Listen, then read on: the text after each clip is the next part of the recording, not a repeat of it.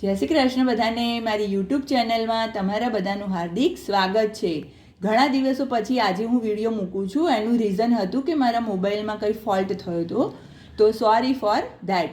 આજે આપણે national symbols એટલે કે રાષ્ટ્રીય ચિહ્નો જોવાના છે.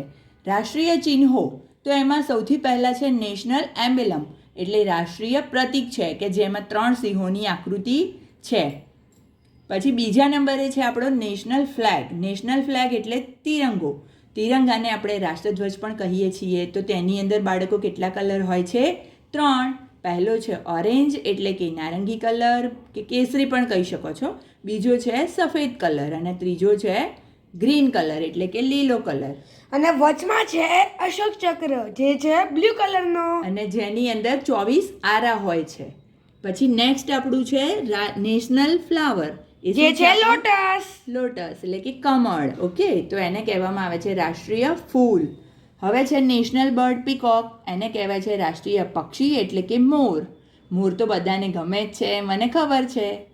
નેશનલ ટ્રી કયું છે? Banyan tree. હા, એટલે એને વડનું ઝાડ કહેવામાં આવે છે, બનિયન ટ્રી એટલે કે રાષ્ટ્રીય વૃક્ષ. નેક્સ્ટ છે નેશનલ એનિમલ. કયો છે બાળકો? ટાઈગર. તો એને કહેવામાં આવે છે રાષ્ટ્રીય પ્રાણી એટલે કે વાઘ. ઓકે.